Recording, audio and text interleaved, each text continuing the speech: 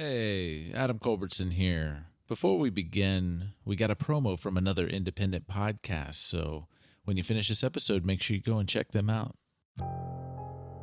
You see, looking up from the ground, blood-red clouds boiling across the sky.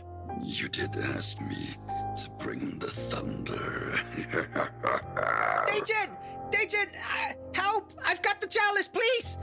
Well, if they're following you, then I guess that takes care of a loose end for me. All of you feel the earth beneath you shake and crack and break. I feel that I have failed both of you, and I am sorry for that. This has nothing to do with you being a bad leader.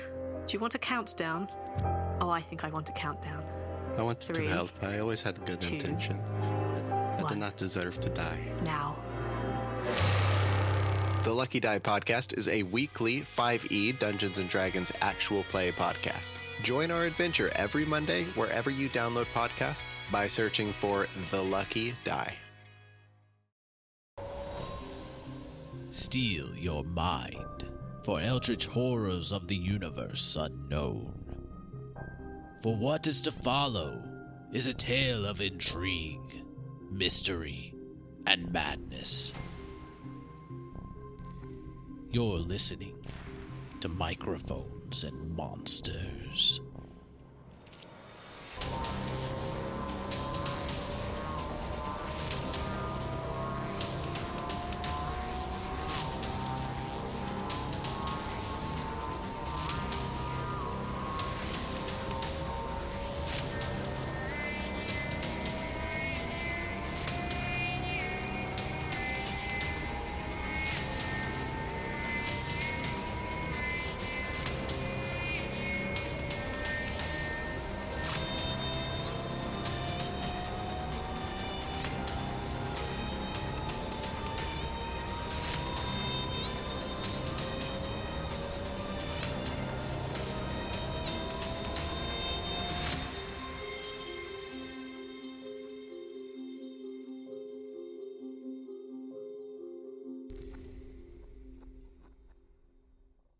Aleister is in the house of the theater owner, Janice Tyler. He just murdered the shit out of 2 cultists. I just killed a Tyler. Yeah, essentially. And Wait, who did he kill? The 2 cultists. Janice Tyler. He is a he's the theater owner. Okay, is he the one that we spoke to before? Like Yes, way back? Yeah. Okay. But Well, he didn't he's get the one murdered. that Julian spoke to while being Sheriff Right. Baron. So was he a Yeah. cultist, or is he there? But He's 2 cultists tied got up murdered, on a chair with a gag in his mouth. and there were 2 cultists, and Aleister murdered both of them. Yes. And did Aleister see Dalton Renfield? No. Okay. I was going to say, We I didn't didn't really see get to anybody that. else at all. Just Yeah, it was wanted to clear that up. I wasn't positive what was going on because I was too busy, thinking about what Victor was doing. Victor was doing his damnedest good job to survive, and a good job at that, I might add. Thank you. Yeah. Well, you have to when your friends abandon you. Yeah, okay. Julian and Victor are at the theater. Julian, did you make your way down to Astra Creel before we ended? Or did you just laser her neck shut? Yeah, I think I just, because I can do the stabilization. Is that at, I can never remember if that is at, it is touch, so I would have to be down. Yeah, so I got down there and did it. Okay, you got down there. All right. And Victor, you just got done taking out a whole bunch of cultists. Yeah, and then I think I went and checked on Astra Creel and said, "Julian, help." I think is what happened. Mm-hmm. Okay. I'm probably still sitting there like with Astra Creel, waiting for Julian. I guess if he's just arriving. All right. So Victor and Julian, what are you doing now? I'm getting out of Julian's way so he can help Astra Creel. Yeah. And I'll go and untie Gertie. Okay. like I said, I'll I already cast Spare the Dying on Astra, and Victor's going to do whatever with Gertie. As soon as we get all that done, what's the atmosphere of the theater right now? Yeah, that's what I'm wondering. All right, so they're all loving this audience participation. The audience is still just like crazed, like they're attacking each other at this point. So you're hearing a lot of that going on as you stand up and after freeing Astra and Gertie, they're both conscious now. So you all stand up, and as you do, the blood on the floor from all the cultists, the blood that's from Astra Creel on the floor, that's all just kind of pooling together, starts bubbling. Oh, bubbling. Like we talking like a roaring boil, or like just a little bit? Like a just a little bit, like it's starting to pop, and the blood all starts to stream over to that cultist that had killed, or that had slit Astra Creel's throat, and it seems to like absorb into him, and he starts very marionette-like, starts raising up from the ground, and his left arm like explodes as a tentacle comes out of that arm, where it explodes at. Like the tentacle forces the arm just to burst, and the entire auditorium goes eerily silent. Couldn't imagine why. And everybody is staring at Julian and Victor, like just staring at the four of y'all. I will. You should address the people. I am. I'm gonna say with the booming voice. Ah, yes, the end of the climatic battle. And the cultist, he raises his tentacle arm, pointing it at you four, and he just screeches. And he's like, "Ah!" And the entire auditorium just booms as like they're all just tearing through each other, making their way for the stage. Oh, okay. Oh, so they're coming to us now. Yeah. Okay. We have to leave now. Bye. Yeah. And, I'm going to grab Gertie, because I'm not as strong as Victor, and I'm just gonna make a beeline for that back door. And I'm gonna grab Astra, and we're just gonna leave out the back door, please. Okay. All right. And I tell you, this play is a riot. Well, it was a riot. Now it's a ballroom blitz. On the way out, if possible, I'm gonna get on the Vox box and be like, Aleister, where are you? I'm not sure time-wise if I would be able to answer if something else is going on. So yeah, like, is there a time delay in which Aleister gets to the address and like what's happening in a theater right now? I want to say it wasn't too far away, maybe a block away. Okay. So in Aleister, he was hauling ass, like he was sprinting as fast as he could to get there. I would think in the time that it took you to get Astra Creel up and everything, Aleister just got done killing those two cultists at this time. So this is pretty much exactly where we left off with Aleister. Yeah. Okay.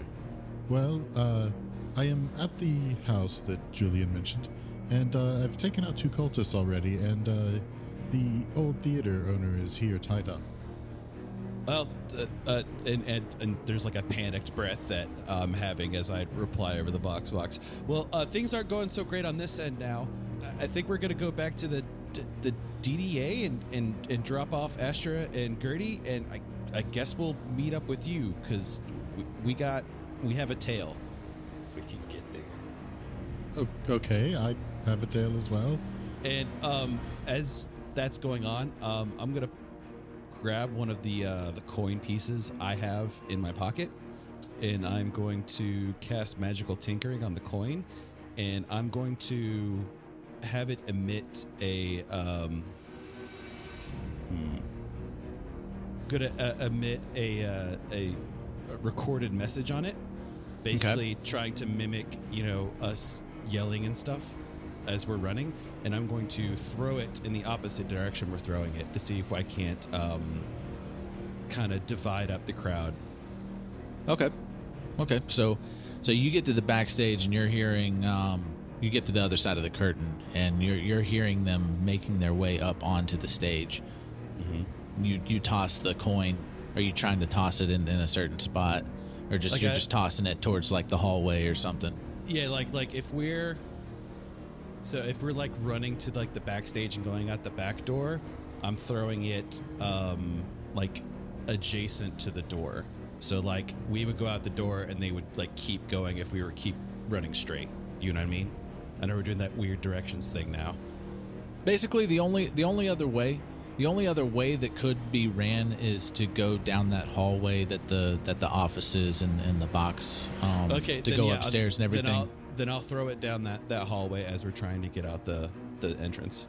Okay, so you get out the door. As you close the door, you do hear, like, it seems like they split off to the other direction where the coin is making the noise, or you talking or whatever. But it sounds like a couple scratching at that back door that you're holding it shut right now. There is a dumpster near the door. That would be enough to block the door. Well, that's what Victor was actually... I was going to say that Victor was moving that dumpster in front of the door. Okay, well, go ahead and set down Astra, because there's no way you could do that with one arm, and I'll help you. Obviously. I'll help you with the dumpster as well. Well, someone's got to hold the door shut, it sounds like. Okay, or was the door locked? I will brace the door as you are moving the dumpster in front of it. Also, the sheriff isn't at the back door, right? I have no idea where the sheriff is. You don't see anybody back there at the moment. Okay. But yeah, give me a strength check on moving that dumpster. Okay. It didn't move. What was it? I rolled a 1. You rolled a 1. I rolled a 1. All right, so as you're start to the day. You're struggling to push the dumpster. You start hearing a snarling behind you. A snarling? Gosh. Well, I guess it's not moving at all, right? No, it's not moving. Like you're struggling. What's the snarling? I look at the snarling. So you turn around and you see another crypt folk, but it looks starved and crazed. Oh, good. Well, what I'm gonna do is I'm gonna reach into my jacket or my trench coat, and I'm gonna pull out like a ration that I've made, and I'm gonna throw it. I'm gonna throw it like to the side to see if that crypt folk will go after it, because obviously even if I've seasoned it or whatever, it'll still smell like meat. So if it's just hungry, he might go for it. So it'll be older. All right. So as you pull that out, before you can throw it, he smacks it out of your hand, and he starts opening up his maw. But as like he's starting to like go to bite you, his head explodes, and you hear at the same time you hear a gunshot. Okay. And on the other side, as your vision like adjust from seeing that head like right in front of your face, you see Sheriff Barham's shotgun. Yes. Do I see this as I'm bracing the door? No. Damn it. You don't see it. You're behind. You're on the other side of the dumpster. You can't see it. I just need one instance to confirm my xenophobia. Come on, man. I mean, you can react. You heard it, but you didn't see what happened. Okay, so I'll see that for whatever reason Vector is taking his sweet ass time to try to get that dumpster moving. How are these doors set up? Are they like, is it one door or is it like a series of double doors? It's a single door, and you're having to hold it by pulling it because it opens to the inside. Wait, if that's the case, I don't know if this dumpster's going to do them much good. The dumpster's tall enough to cover the door. Block it, yeah. Well, it's heavy too. I mean, but if Max wanted to react, he can. But I would probably immediately thank the sheriff. So and try to tell him what's going on. So be like, Sheriff, the Renfield. And I'll yell to interrupt them. How's that dumpster coming? We don't got time for this. Let me help you. And he goes to push and give me another strength check. Okay, me again, right? Yeah. 17. All right, and he got a 18. So, y'all get it pushing good now, and you're able to just move out of the way and stop holding Sheriff. The door shut. Fancy seeing you tonight. Yeah, we got a big problem on our hands. Oh yeah, we got a huge problem on our hands. Yeah, it seems there's a bunch of crypt folk that starved, crazed, like they're just running around and attacking people. Really? It's exclusively crypt folk. And I'll look over at Victor. The crypt folk have been going missing. I had talked to Luth, and he said there were a lot of unexplained disappearances. They might be under some sort of spell or have been being held against their will by these cultists. And Victor, I'm sorry, the events of this evening kind of have me a little distracted. Is this the first time you're mentioning this? I thought that I had mentioned it before, but I might have been distracted. Were you asking me or Victor? Yes. Asking Victor. I was asking Victor. Okay. He's asking you about Victor. I thought I had mentioned it when we were having the meeting at the DDA, but if I didn't, it's because we were distracted trying to figure out what to do about the play. Yeah, that seems pretty accurate. Okay, Sheriff, what's the situation outside? Chandira is up front, so she was trying to help get people to safety, so maybe we can head up there and assess the situation. I guess we'll go over there. I'm going to stick with the guy who's got the big shotgun. I'm pretty sure she did close the front door of the theater, so what's going on in there? When's the last time you were inside of the theater? Were you inside during the start of the play? I haven't been in there at all. Oh, okay, good. So... I was checking out that window that you told me about. Yeah, we went ahead and got ourselves trapped underneath the stage. And then we found Astra Creel and Gertie, who were tied up. And, hey, let's talk while we move. I'm assuming Astra Creel needs to be carried because her throat got slit a little while ago. Is Gertie okay to walk? She's fine. They're both okay to walk. They're both okay? Okay, yeah. Fine. You could just move faster than them, so yeah, y'all just picked them up and started running. Yeah. And as you're walking away, you do hear like the door did open and they're like trying to like get through the dumpster, but you feel kind of confident that it isn't going to budge. We at least very got like soon. A good head start. Yeah. Let's go over to Aleister. You just got done shooting the two cultists. One of them went through the window, made a loud clash as it broke the glass and landed onto the broken glass on the bottom. Very like Ghost, kind of at the end of Ghost, where the dude gets chopped in half by the glass. Nice. Good reference. That kind of situation. So he is definitely dead. The other one's dead because you burned the shit out of him. All right. And Janice is tied up on a chair in the middle of the kitchen. Okay. I'm going to go ahead and go to untie to the best of my ability, which probably actually is going to be more claw related. Yeah. So you're just going to bite and claw away at the at the well, knot. and use Mage Hand to kind of keep Titian up. Okay, it takes a little bit longer than it would Victor and Julian untying, but you get it undone. Yay! And he frees his hands, wrings his hands out, and pulls the gag out of his mouth. Oh, thank you so much. You're not an ordinary cat, that's for sure. Well, yes, you could say that again. I was about to say, is he gleaming that from the fact that the cat just blasted two dudes with an eldritch laser? He saw everything. I don't understand what you're saying, but where do we go from here? Well, that is an excellent question, even if you can't understand my question. I suppose what really we need to know is if there's anything that you need.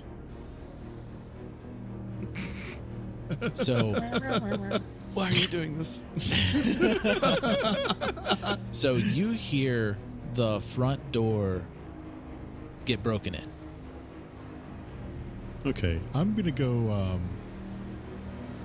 I'm gonna go like kind of hide somewhere so that I'm not in view of the door. He sees you hide, and he goes and he hides in the pantry.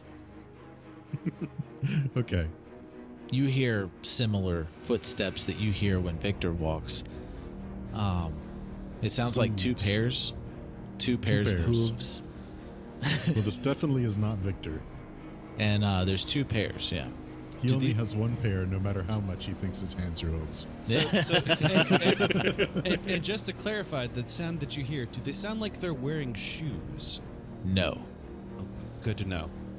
You've never seen a crypt folk wear shoes in your time of seeing crypt folk, which would be almost your whole life. All right.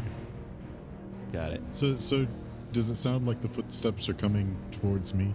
I guess it would be hoof steps. Yeah, you do hear clip clops. What's up, my clip clops?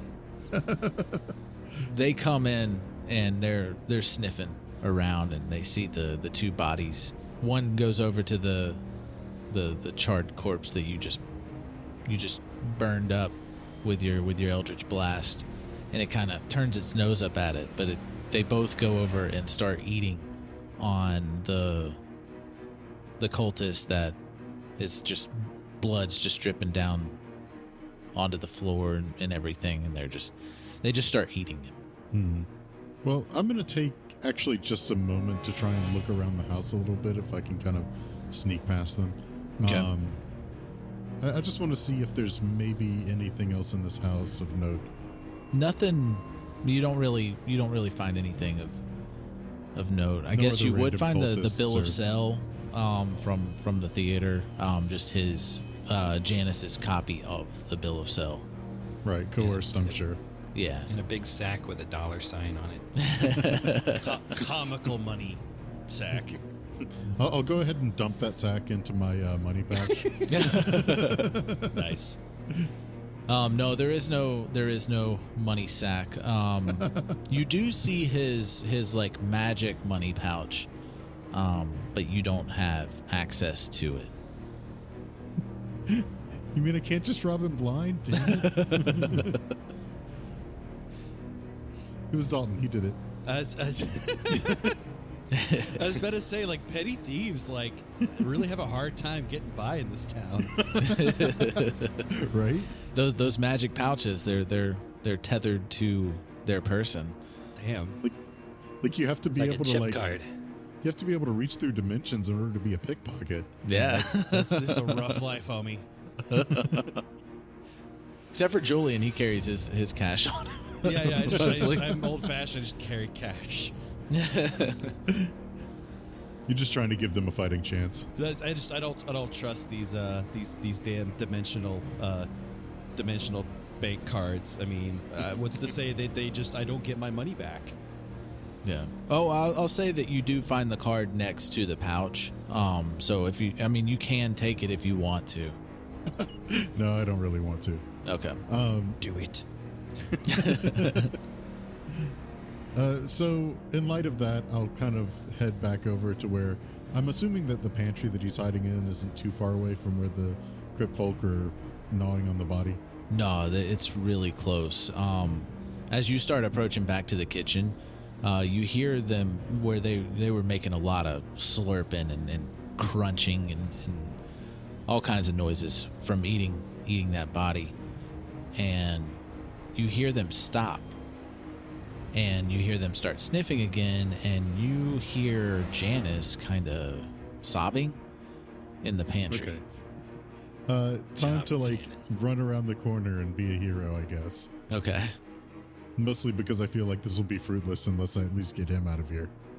Yeah. So as you start going in to make a move, you hear behind you some more clip-clopping coming up the front of the porch. It sounds like somebody's running. It's not just moving slow like they were after they broke in. And you see another, are you going to look? Well, I mean, I would imagine if I'm not already in view of the others, then yeah, I'd be looking. Yeah, like you were about to take off, and you hear that. You turn around, and it doesn't look like a crazed, starved crypt folk. And he's wearing nice clothes. He comes in and he goes, "Hey, Cat, what's going on in here? I saw the door was broken in." Well,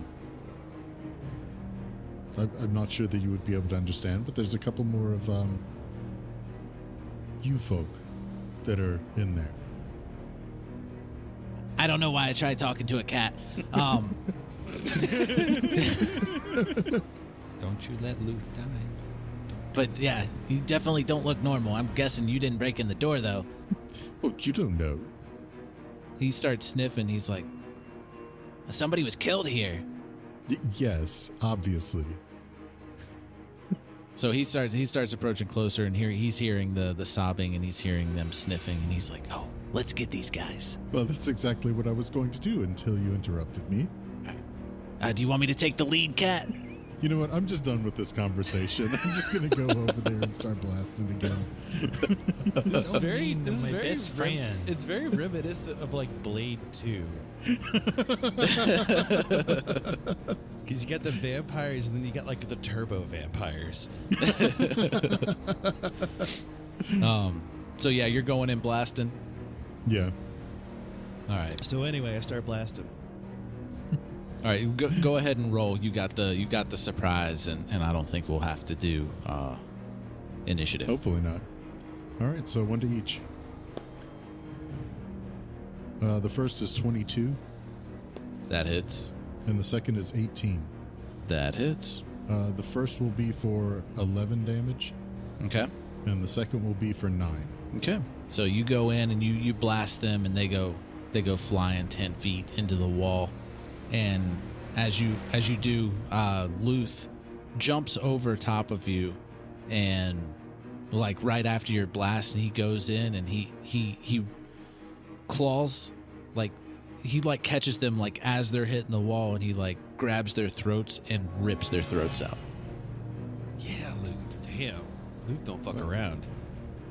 You seem a lot cooler than my old model. Your old model. Wow. That's great teamwork there, Cat. We gotta get out there. The rest of the Stoneclaw children are saving folks from these. I'm guessing they went missing, and something happened to them, and they've gone crazy. Well, yes, I figured that these two weren't normal, as you would say. All right, let's go.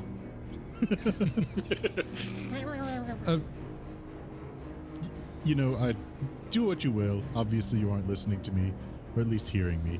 But there is a particular person in the pantry that I must rescue here. And I'll go over to the pantry. Oh, okay. You use a mage hand to open it? Yeah. All right, so you open it, and Janice is in there. He's just he's shaking. Because he's just terrified. He's nervous eating a thing of cereal while he's in the pantry. He looks at Luth and he's like, "Don't hurt me! Don't hurt me!"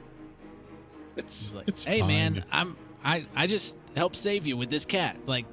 Chill out, man. I'm cool." He's like, "Oh," and he looks out and he sees the two other crypt folk, and he's like, "Oh, well, it seems you two took care of that. Thank you very much. I do owe you one."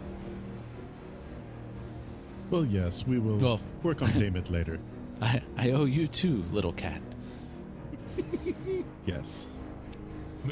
Yes. Let's see if we make it 3. Yes. This big warforged was helping us outside, so we should probably head out there and see what he's up to. Very well. And I'll go ahead and scamper outside. All right. I'm starting to like this. So y'all take off and out the door, and we're gonna go back to Julian and Victor. You get done telling Sheriff Barham what had happened inside the theater, and then I became a bird. Drank fizzy lifting drinks. Yeah. Wait, you stole a fizzy lifting drink? We're gonna have to clean the ceiling of the theater now. And the floor, and the stage. And everywhere there's blood. and you're gonna have to ventilate it out. Oh yeah, no, it's rain.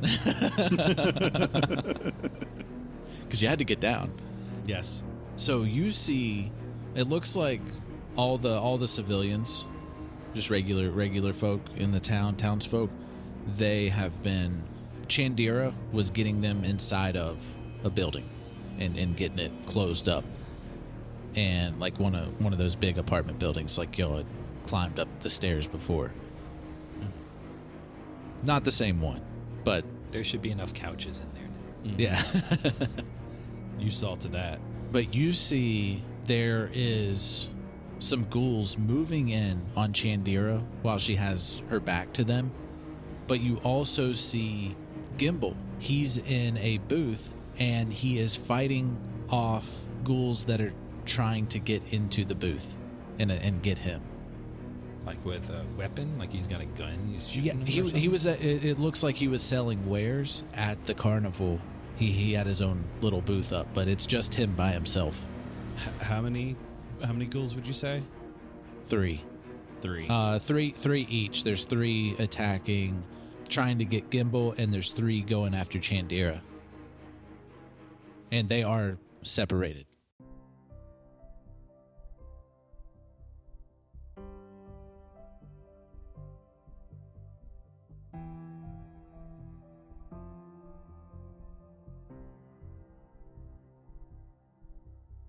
Critics' review of The King in Yellow at the House of Menuseat. The night is bubbling with excitement on the night of the opening performance of The King in Yellow at the House of Menuseat. After feasting and drinking and merriment, the crowd makes its way into a packed theater under new ownership. You can feel chills in the air. The show begins early to everyone's surprise. The opening act is the only act. Some seemingly religious members dressed in yellow, 2 helpless women, and a few oddly dressed characters, including a cat, noting some last-minute rewrites. 2 of them lashed out at the seemingly dressed yellow members, while the others soared into the air to the box seating of the theater. The theater effects and props were uncanny. Costume of the monster that emerged at the end was simply a masterpiece of stage work. We were all in awe. And then we all proceeded to rush the stage for autographs. No sex scenes, no tasteful nudity. Final score, out of 5. Please visit us at microphoneandmonsters.com for links and merch to the podcast. Again, all songs are written and produced by Marco Mazzei at Fallen Highway Studios. Thank you for listening, and tune in next time.